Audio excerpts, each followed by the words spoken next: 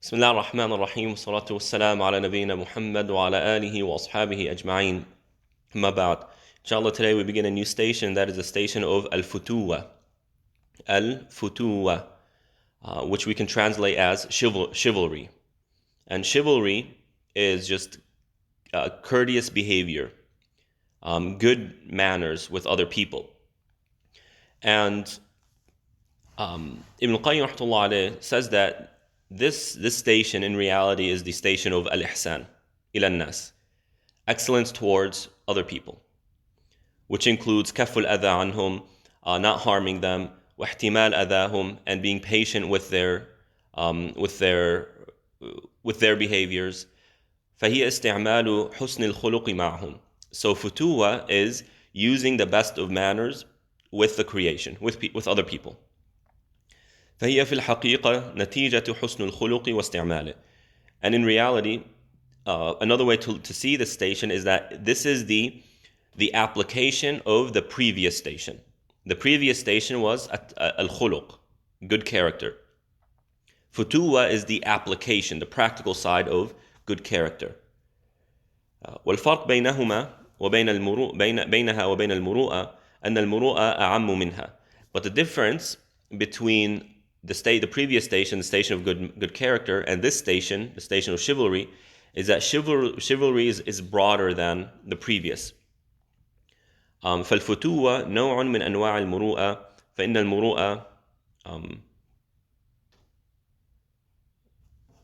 المروءة استعمال ما يجمل ويزين مما هو مختص بالعبد أو متعد إلى غيره وترك ما يدنس ويشين مما هو مختص أيضا به. Right. Yeah, so that's the idea here. No need to go into other information.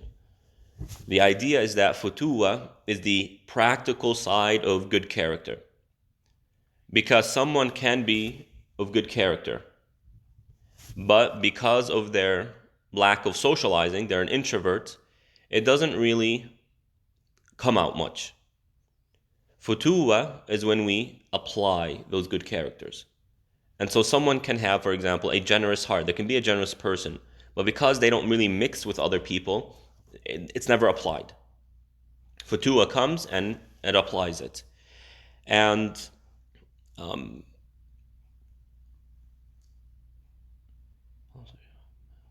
the word itself, futuwwah, comes from the root fata.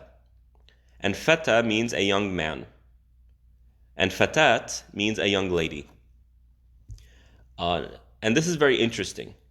In the Arabic language, when you look at the words that refer to good character, good ethics, good manners, all of it goes back to some name, some word, or some root that refers to the human being.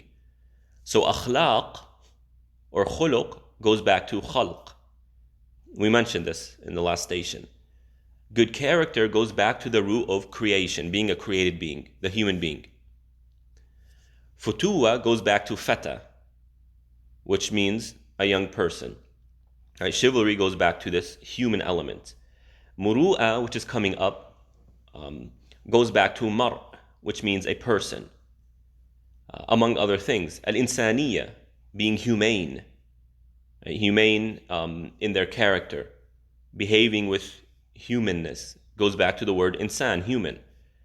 And this is very interesting but very important to recognize that whenever we're talking about good character, the language recognizes that good character is integral to the human. And as soon as the human being loses good character, good manners, they lose their humanness. And thus, some of the ways, as we'll get to in just a second, some of the ways this word will be described, or these words will be defined, is that what are the characteristics, the behaviors that differentiate the human being from animals? And this is something the Western world has completely lost. There's not much care given to good character, whereas in our history, good character is quite integral, very important to society. But that's being lost, eroded, and this needs to be revived. It needs to be revived very quickly, because we see how quickly character and manners are going down. It's going down the hole. People see it as really invaluable, even though, according to the scholars, it is among the most valuable things. We cannot have a healthy relationship with Allah without good character. We cannot have stable societies without good manners. Women are constantly complaining about men. Women who are Muslim and women who are non-Muslim. There is this constant complaint about men. Why? It really all goes back to chivalry, al-Futuwwah. Men are no longer courteous. They no longer are ethical. They no longer are good in their character, good in their manners. And once they get married, these women now have to deal with the negative or the ugly side of that. And so this needs to be revived quickly. So we see how important the good character is in Islam by looking at how these words that refer to good character in their various forms go back to some word that refers to the human being. And as a contemporary Moroccan philosopher said, Abdurrahman Taha, his name is, he said, "La insan bila akhlaq." There is no human being without good character. Good character is lost, the human being is lost. That's it. Now, when you look at Quran, when you look at Hadith, when you look at the early generations of Muslims who are called the Salaf, you don't really find these words used. You don't really find al-Futuwwah, al-Muru'ah used. They come a little bit later on. Why is that? It's because when you look at it from just a purely linguistic sense, al-Futuwwah, al-Muru'ah, they're very neutral in their implications. Yes, they refer to character and characteristics, but just from a purely linguistic sense, it's not referring specifically to good character nor to bad character. So they're very neutral words. And so the Quran doesn't really use it. Because when the Quran uses its language, it uses language in a way that it implies either praise or condemnation. And then it avoids, the neutrality, the neutral words. Later on, the scholars began to use these words as synonymous with makarim al-akhlaq, a gracious character and good character. Right? And how have the scholars defined this? Well, Ja'far ibn Muhammad, rahimahullah ta'ala, was asked about Futuwwah, chivalry. So he told the one questioning, or the one asking, "What do you think? What do you say it is?" So the one asking said, "In a'tayta shakart, wa in mana'ta sabart." So again, some guy asked Ja'far ibn Muhammad about chivalry. What is chivalry? So Ja'far responded, "What do you think chivalry is?"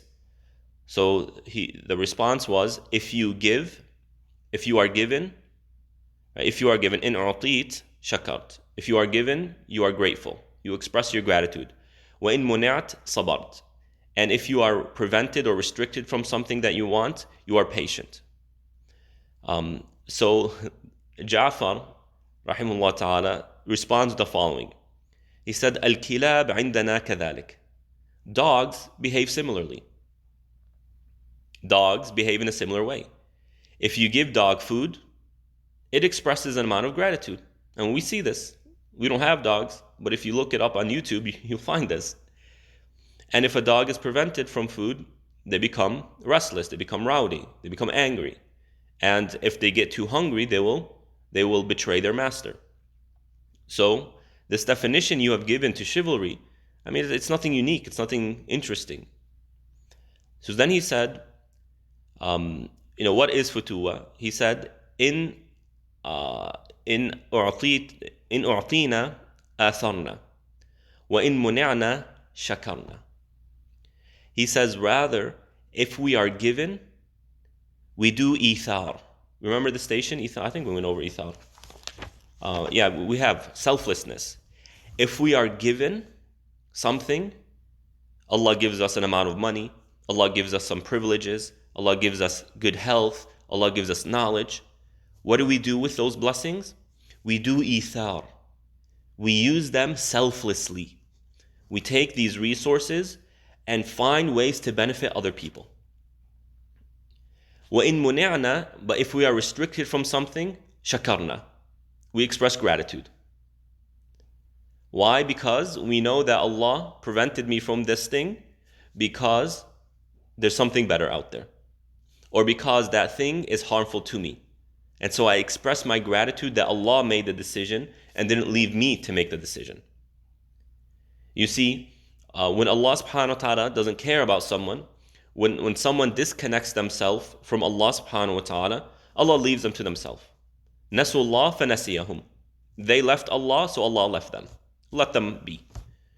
And now the person has to make their own decisions. And how many mistakes do we make? How many wrong decisions do we make? Don't take it from me. Take it from Warren Buffett. Warren Buffett says, if I make 3 good decisions every year, I'll stay wealthy. And I'll continue to increase my growth, my wealth. Only 3. Which means what? How many decisions do you think he makes a year? He probably makes thousands of decisions a year. He said, if I make 3 good ones, I'm good. What does this tell you about the human being? We're constantly making wrong choices. That is when we are making the choices ourselves. But when Allah helps us, and Allah is making those choices for us, Allah can only make the right decision. That's a clear fact to us. And so, if I want something, and thus I pursue it, and then Allah restricts me from it, what does that mean? It means that Allah cares about me enough to take me away from something that is potentially harmful that I don't even realize is harmful. And so we express gratitude for that. This is Futuwwah. This is chivalry.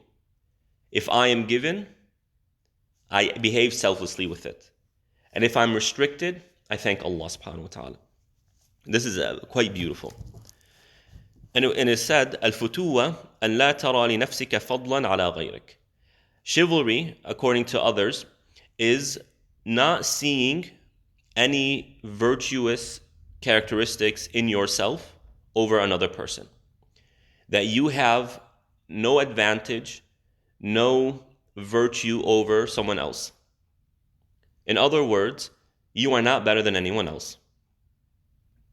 In fact, everyone else is better than you. That is chivalry. Why is that? Well, when do human beings begin to behave contrary to that?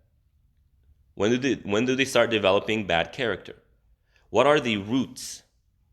The root characteristics from which ugly characteristics, ugly manners sprout?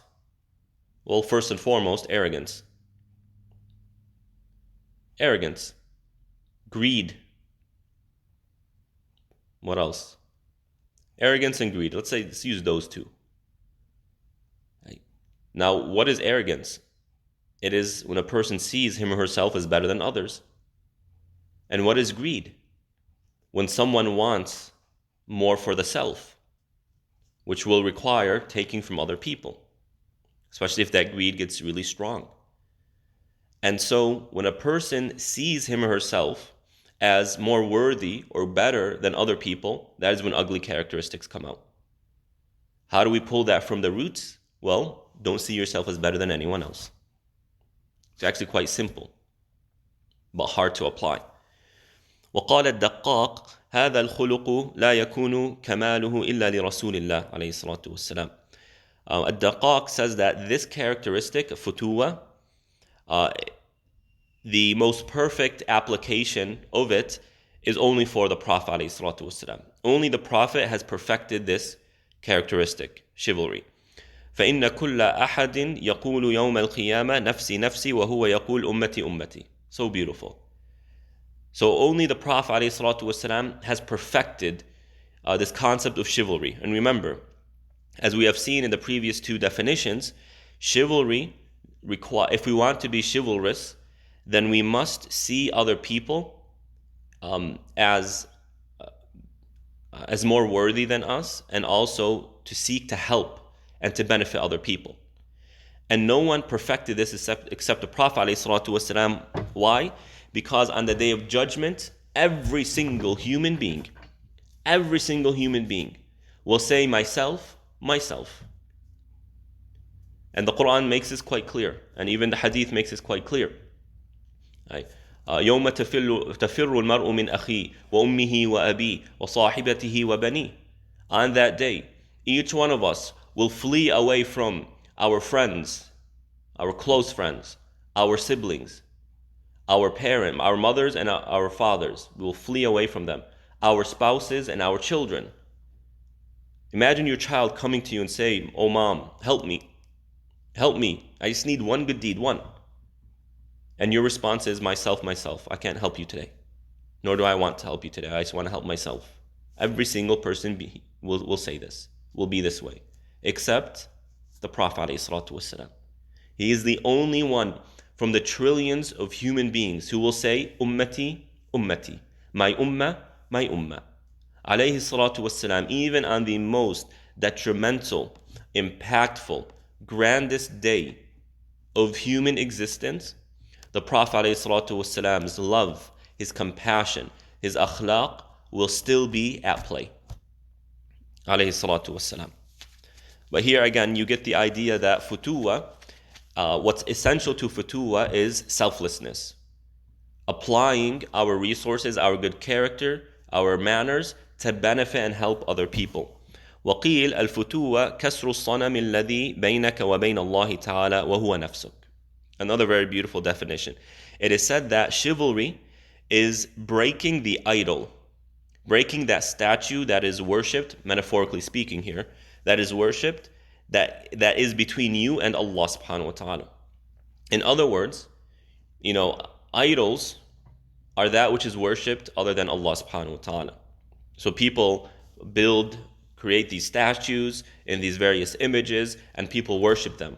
And thus that statue has become a barrier between the person and Allah subhanahu wa ta'ala, causing them to deviate, diverting them from Allah subhanahu wa ta'ala. In every single human being is a metaphorical statue that we as individuals worship. Again, not to the level where it's shirk, but in the sense that it creates a barrier between us and Allah subhanahu wa ta'ala, between us and our relationship with Allah. What is that statue? Your ego. Your ego.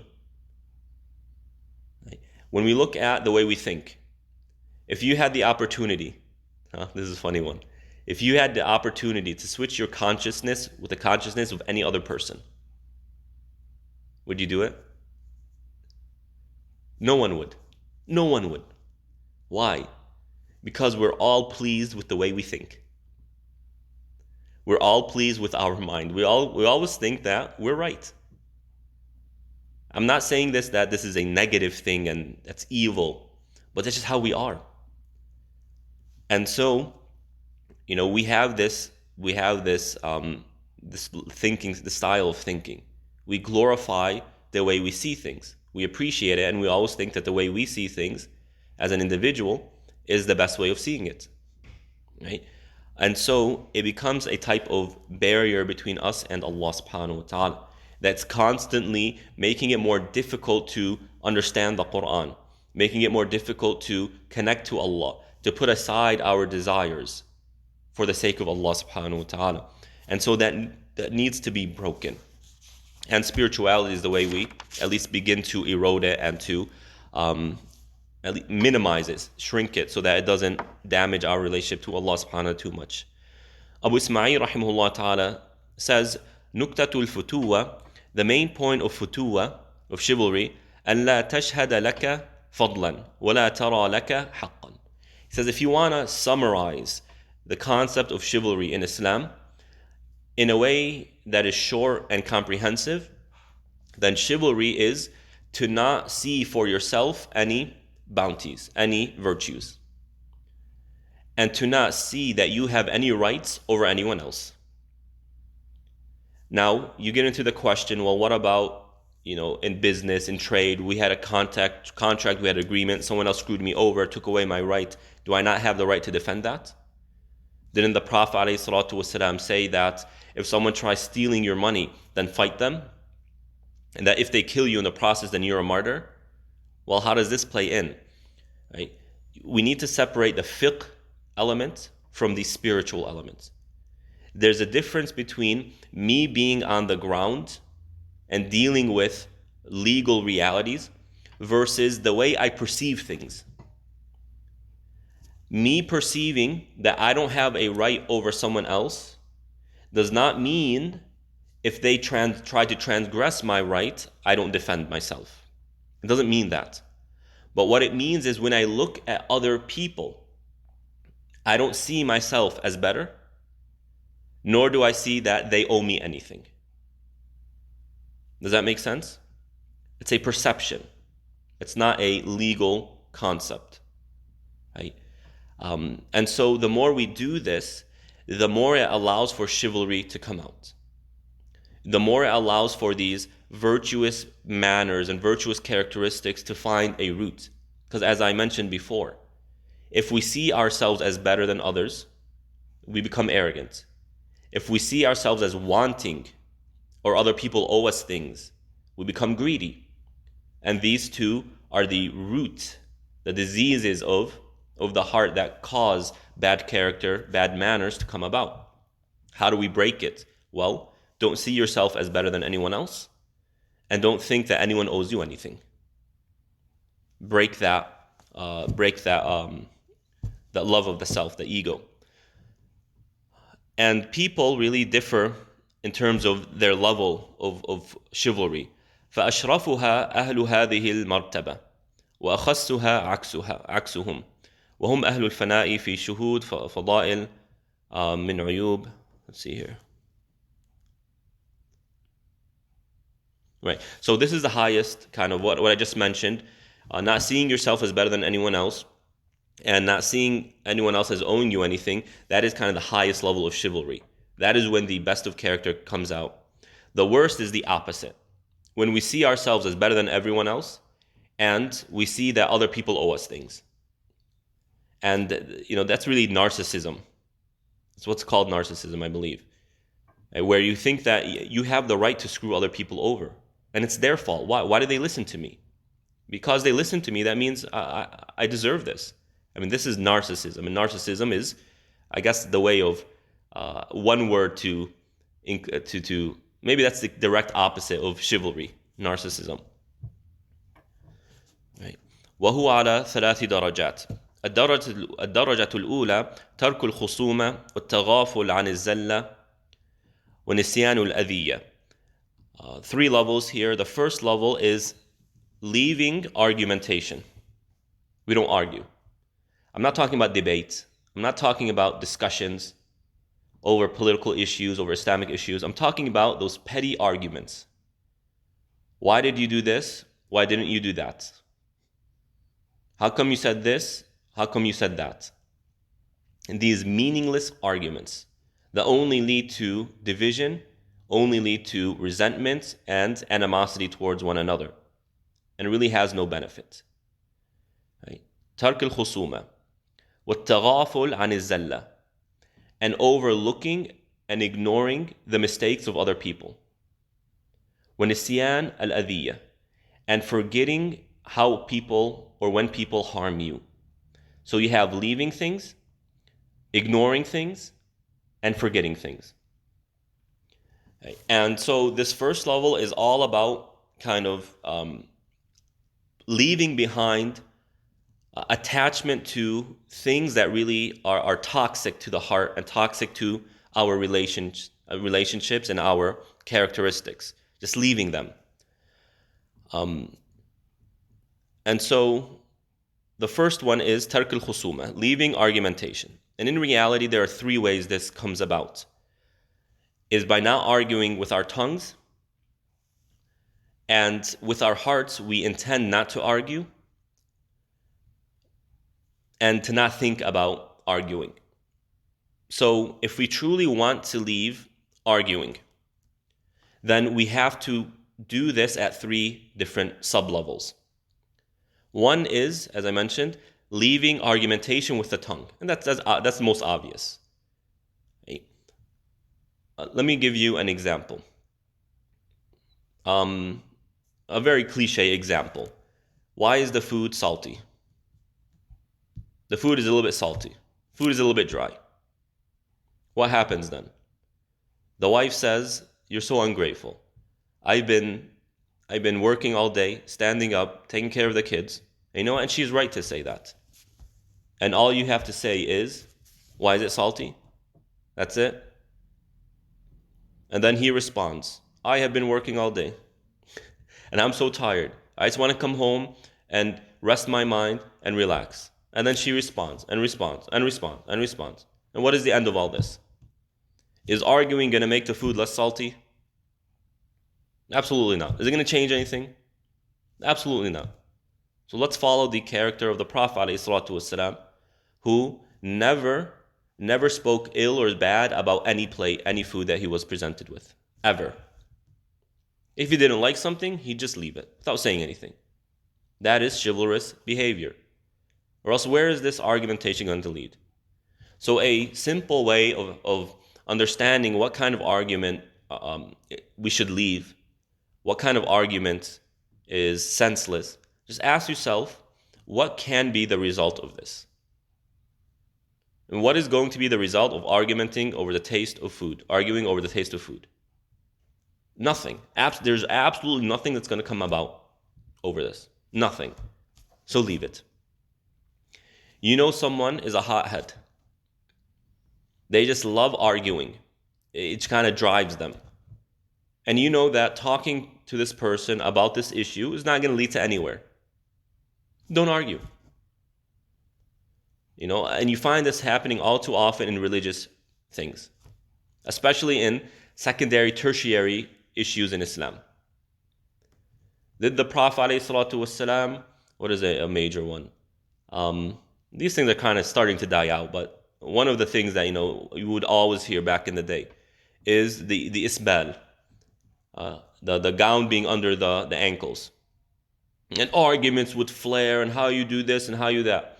No doubt this is an issue in Islam, and there are a hadith about it. Right? The point isn't whether or not this is important in Islam.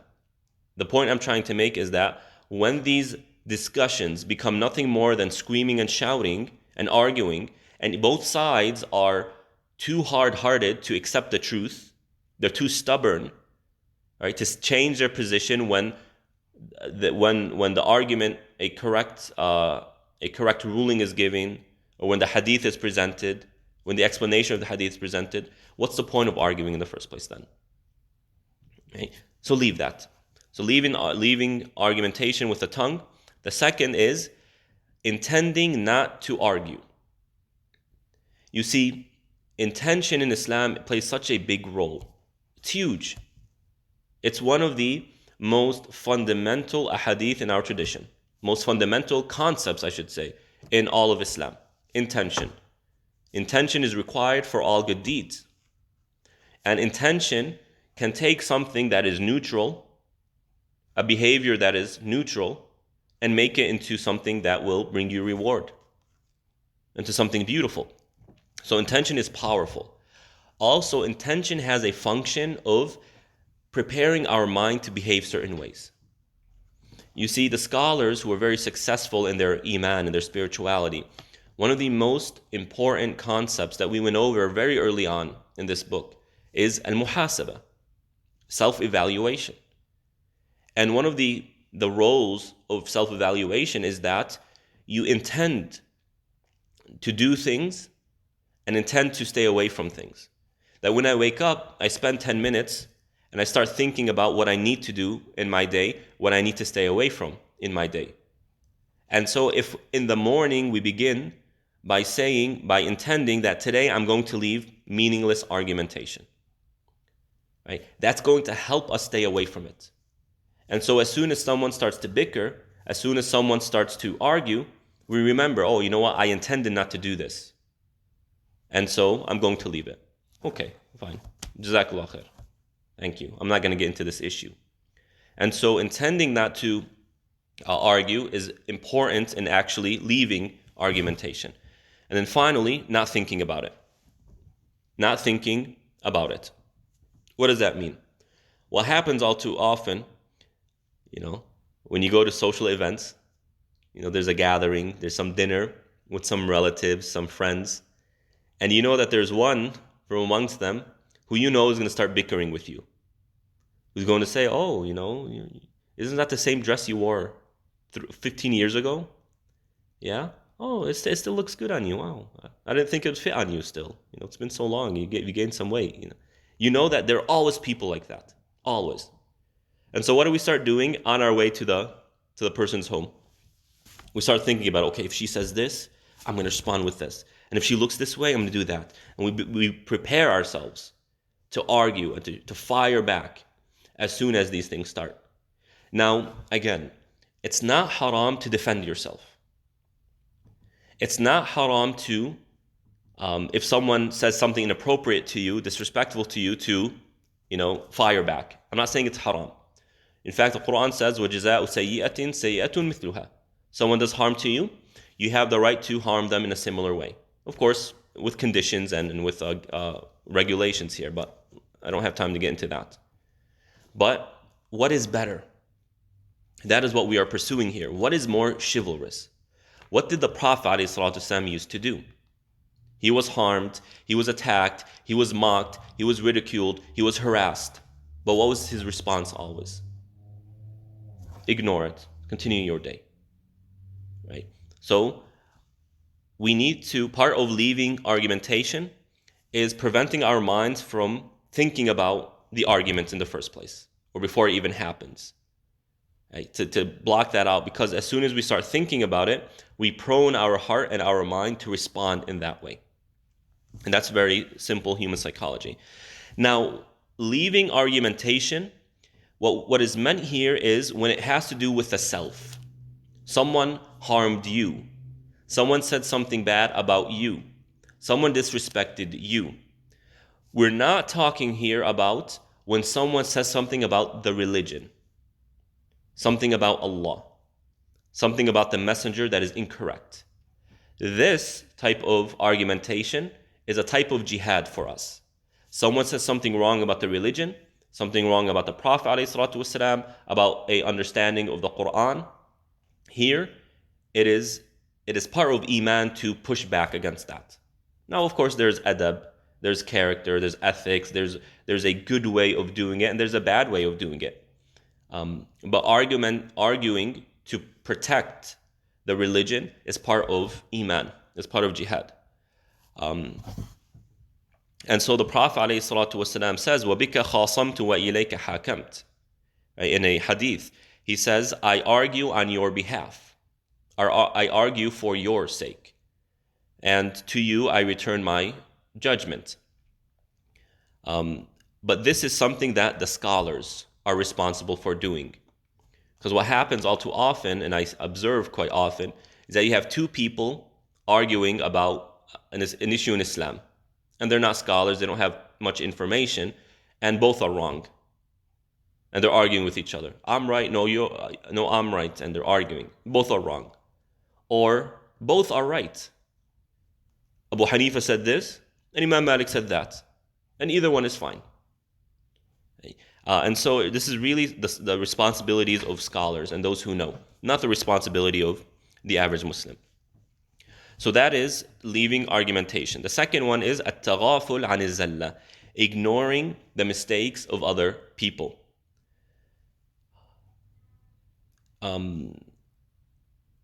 So what does this mean really? Well, there's two folds here. Number one, when we count the mistakes of other people, it builds resentment towards them. It makes us see that person as inferior and lesser. And then as a result, we see ourselves as better. Also, constantly pointing out the mistakes of other people and noticing the mistakes of other people is actually a symptom of something greater. And that is seeing the self as perfect. Whereas if I were to see myself as flawed, I'm making so many mistakes, I'm constantly evaluating myself and noticing my mistakes, I'm not going to care about the mistakes of other people. And when I see the mistakes of other people, I'm not going to be critical about them. Why? Because I make the same mistakes. I'm making a similar amount of mistakes. And so know this very well. Whenever you see someone who's calling to Islam and their entire mission is to point out the mistakes of other people, know that that person has a major, major, major spiritual illness. It's called ghurur. It's called ujub, seeing the self as greater than it actually is. So be careful of those people.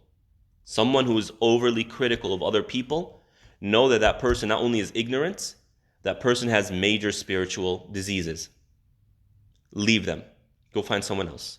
Scholars aren't people who are constantly criticizing other people. Why? Because it's meaningless. The point isn't to put down other people. The point is to reveal the truth.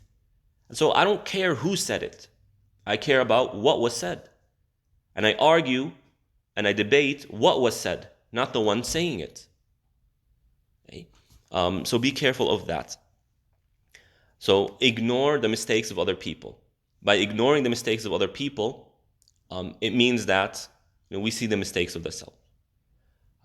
Also, ignoring the mistakes of other people means not to talk about it with other people. And part of Iman is satrul uyub, is concealing the mistakes of other people. And the Prophet ﷺ says, whoever conceals the flaws and the mistakes of their fellow Muslim, Allah will conceal their sins on the Day of Judgment. And then finally, nisyan al-adhiyya, forgetting how other people have harmed you. And again, going back to social events, we're prone. Oh, this person is going to be there? Yeah, I remember 5 years ago they said this to me, and 17 years ago they said that to me, and 3 months ago they said this to me, and. There's just a diary of what this person said to me. Right? Forget about it. Having this mentality of documenting and remembering how other people have harmed you and spoken ill of you, it's not about forgiving the other person. It's not about, giving the other person benefit of the doubt. It's about preserving the heart. The more we document, the more we list the negativities of other people, the more it taints the heart. The more it prones us to behaving in a way that is less than chivalrous. So it's not for them, it's for you. It's not for them, it's for your relationship with Allah subhanahu wa ta'ala. Wallahu yuhibbul muhsineen. Allah loves those who are excellent. This is the station of applying excellence in character. So Allah loves it when you just ignore these things. You forget about it. I'm talking about when it has to do with the self. Someone spoke ill of you. It's personal. Allah loves when you just ignore that. Let it go. Your reward is with Allah. Their ithim, their sin is with Allah subhanahu wa ta'ala. What more do you want than that?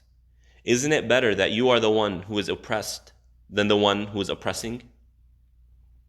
Isn't that a better situation for you? So be like that. Again, it doesn't mean we become weak in front of other people, but we preserve the heart from being anything less than chivalrous. And there are ways of defending your honor and responding to the stupidity of people in a way that is chivalrous. We need to develop that characteristic. It is more difficult, yeah. It's easier to say, oh, you this and you that. It's easier to do that than to think of a wise and chivalrous way of responding to the person. But we always strive towards what is best. Right? And this is precisely what Ibn Qayyim says. It's about forgetting how other people have harmed you. It's about purifying your own heart. Right? And also purifying your heart towards them.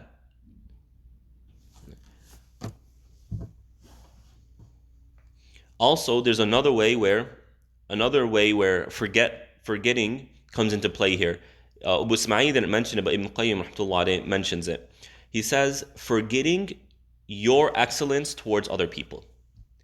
You did a favor to someone else, you helped them out in their difficulty, you were there for them, you did something for them that was good. Forget about them. Forget about those behaviors. And it's said that when we forget our good deeds, it is not because they were meaningless, but rather because they left the heart and went up to Allah subhanahu wa ta'ala. And so forgetting our ihsan, our excellence towards other people, is actually can be a sign that Allah has accepted it, that Allah took it up to Him instead of leaving it in our hearts and in our minds where it's worthless. SubhanAllah. الدرجة الثانية, see how long this is. الدرجة الثانية أن تقرب من يقصيك وتكرم من يؤذيك وتعتذر إلى من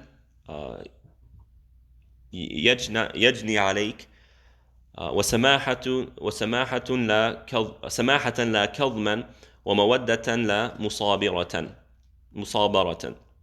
The second level is to bring close to you the one who has distanced you. So the one who pushes you away, you bring them closer to you. And the one who harms you, you are gracious and generous with them. And you excuse the one who transgressed your rights. And you do this out of goodness of heart, not out of anger. And you do this out of love, not out of being patient. Okay, we'll explain what this all means in a second. Of course, this level is higher than the one before. The first one is about leaving certain behaviors, whereas this one is actually acting in a certain way. And acting is always more difficult than leaving. It is easier for me to not talk, to be silent, than it is for me to talk. Being silent does not require any mental energy. It does not require any thinking. It does not require any energy.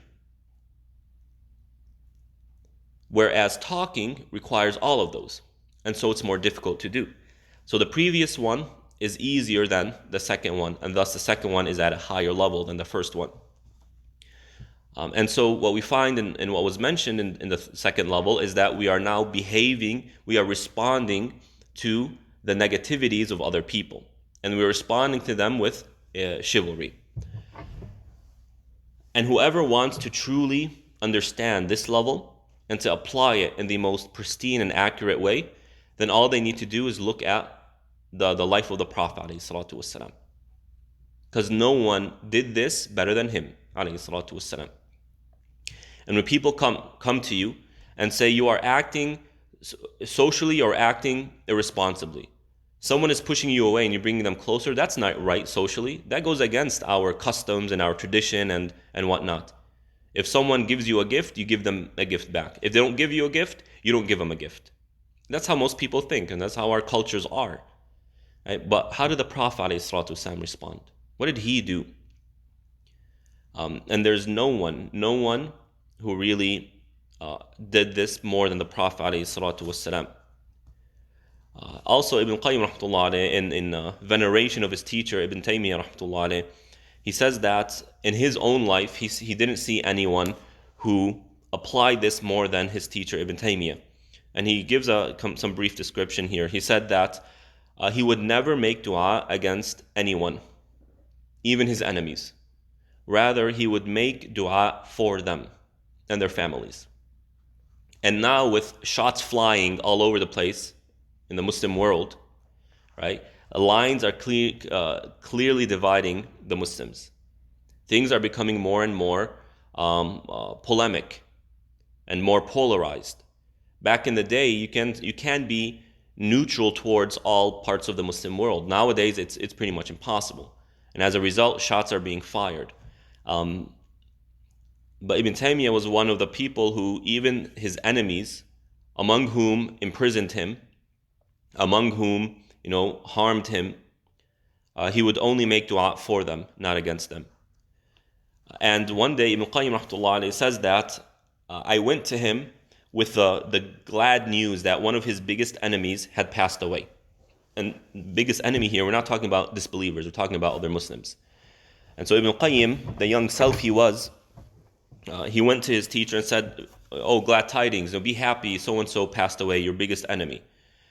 And this person, was extremely toxic and vicious towards Ibn Taymiyyah. So Ibn Taymiyyah rahmatullah responded to Ibn Qayyim and said, "Don't do that. Don't be that way. And he rejected Ibn Qayyim's, not rejected, he pretty much, he did not accept that, he did not see as glad tidings or good news. But rather, he said, Inna lillah wa inna ilayhi raji'un. That's what he said. And then he got up immediately, he says, and went to the home of the individual who passed away, to his family, and said, I will take his place for you. Meaning, the responsibilities he had towards you and your family, to his wife, to his children, I'm here for it. I'll take it up for you. And I am here for whatever help you need and whatever assistance you need. I will take his place. So this is Islamic, true Islamic behavior. This is chivalry at the core. So we bring close the one who pushes us away. So the Prophet ﷺ, so many people abused him, attacked him, but he would always go to them. It did not deter him from going to their homes and telling them about Islam, to continue to care for them. And what greater care can we have for someone than wanting them to enter paradise, wanting to see them in paradise? Bring close to you the one who pushes you away. Also, the Prophet ﷺ was asked by one of the companions. He said, Ya Rasulullah, I have relatives who every time I try to make our relationship better, they push me away. Every time I do good for them or to them, they respond by harming me. Should I continue this relationship or should I stop? And so the Prophet ﷺ responded that if you continue to do that, you'll have, I forgot exactly what he said. If you continue to do that, there's paradise for you or something like that. And this is really what silatul arham is, maintaining ties of kin. Right? That's what it is, and that's what we need to do. Also, وَتُكَرِّمْ مَنْ يُؤْذِيكَ, to be gracious and kind to the one who harms you. And we gave the example of the life of Ibn Taymiyyah rahmatullah alayh. And then وَتَعْتَذِرْ إِلَى مَنْ يَجْنِي عَلَيْكَ, you excuse the one who harmed you and attacked you.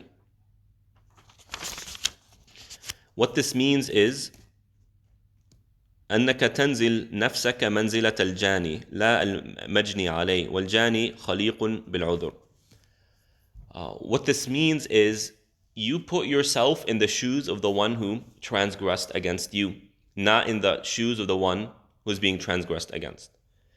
What does this mean really? I think there are different ways of understanding it. One way is by putting yourself in their shoes, you become more empathetic. You become more empathetic and sympathetic towards that person. You put yourself in that shoes of I now have that sin on my shoulders. Imagine if I meet Allah subhanahu wa ta'ala on that day. And to kind of push this point a little bit, now imagine if you were walking and you see someone walking towards a cliff and they don't realize it's a cliff and they're about to fall down and die. Would you not put all of your effort to scream and shout and run towards that person, try and stop them? We would. Now imagine that person was someone who constantly harms you and attacks you and speaks ill of you and has caused you sadness in life. Would you do the same thing? Would you go and try to save the person? Yeah, I think most of us would. And that's the idea here. That if someone is harming you and has oppressed you, that is major with Allah. That is a major sin. Right? Now this person, that action can lead them to hellfire.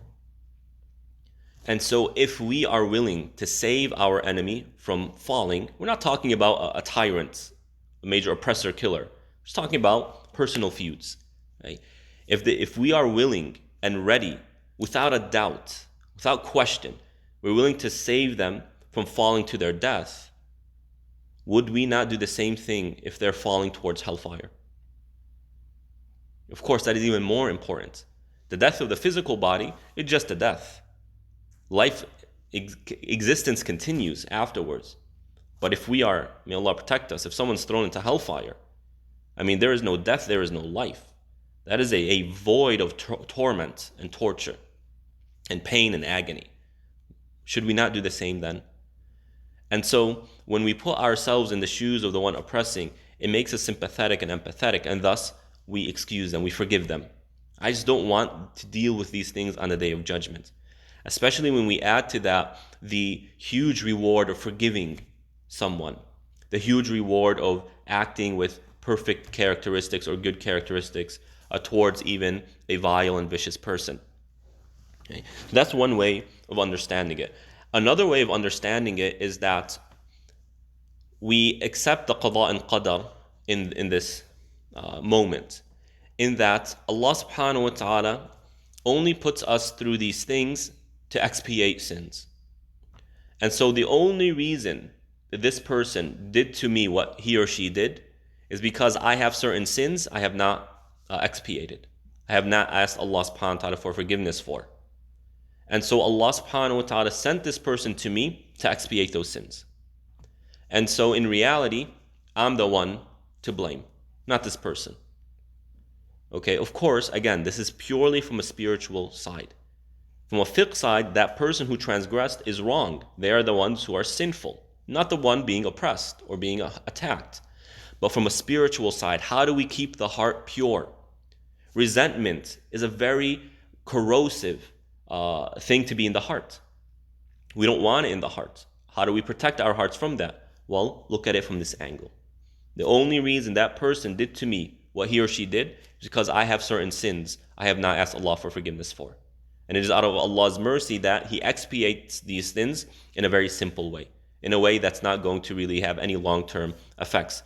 And so Allah subhanahu wa ta'ala says, وَمَا أَصَابَكُم مِّن مُّصِيبَةٍ فَبِمَا كَسَبَتْ أَيْدِيكُمْ وَيَعْفُ عَن كَثِيرٍ. Any calamity, any difficulty, any hardship that has befallen you, then it's because of what you have earned with your own two hands.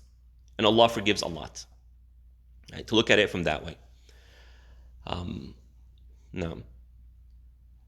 And then the last part of the second station is sama. We do this samahatan, out of a large or bigness of heart.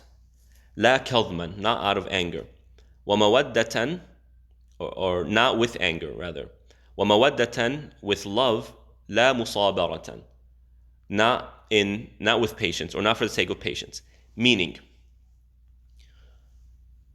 sometimes we forgive people, but inside our hearts are still on fire. I'm so mad at this person. Yeah, I forgive the person, forget it, whatever. I'll let it go. But inside, I'm so mad. Now, there's still virtue to that. There's still good in that. But the second level of futuwwah is when we do that with a bigness of heart. Not while maintaining or continuing that anger, while having that anger. Also, we do it out of love for the other person. This is a fellow Muslim of mine. Their success is my success. Their health is my health. We are one ummah. Anything that happens to one person of this ummah affects the entire ummah. To one region of this ummah affects the entire ummah. So their success is my success. Their health is my health. When they're prospering, I prosper. And this is actually something we observe. When a Muslim who actually believes in Islam becomes wealthy, what do they end up doing with much of their wealth, or some of their wealth? They donate to the masjid, they donate it to Muslim organizations, they donate it to Islamic relief, to care, to these other things that benefit us. And so I benefit from their success. I become more successful from their success. So I'm going to help you succeed. That is love. Right? And we don't do it out of patience. Now, sometimes we say, okay, I'm going to be patient dealing with this person. And so if they harm me, they attack me, they use, they're improper with me, I'm going to be patient with that. Again, that is part of Iman. Patience is part of Iman. But there's a higher level. Is when we forgive out of love, not out of just being patient with the other person. So that's the idea here. And so that's a very difficult thing to do. It's a very difficult thing to do. But if we can reach that, that is truly a heart that is gold. That is a heart that is beautiful. And of course, we ask Allah subhanahu wa ta'ala to help us maintain that. And again, Ibn Qayyim reiterates, وَلَيْسَ الْمَقْصُودِ إِلَّا إِصْلَاحِ الْبَاطِنِ وَالسِّرِّ وَالْقَلْبِ. The purpose of this, the only purpose of doing these things, is to fix what is in our hearts, not to necessarily fix them. It's not for them. This is a common mistake I often hear from people. No, I can't let them get away with this. No, why should I forgive them when they've done this to me? It's not about them. It's about you. It's about your heart. It's about making sure your heart doesn't make room for characteristics that will taint and harm your own iman, your own relationship with Allah, to fix the heart and to fix and to maintain, preserve your own relationship with Allah subhanahu wa ta'ala. Okay, so you have the anger element and you have the patience element. And we said that these two are also, they're not excluded from iman. They're part of iman, but they're a lower level. And the only way to get to the higher level is when we overcome or through these two lower levels. Right? Just to make sure that becomes clear.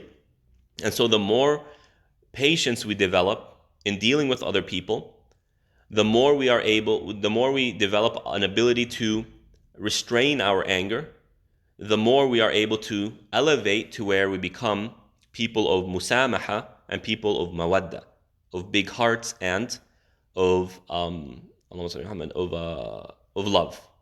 So we need to use those lower two to get to the higher two. Wallahu ta'ala alam. We will stop at the third level of this wonderful station. We ask Allah subhanahu wa ta'ala to give us tawfiq.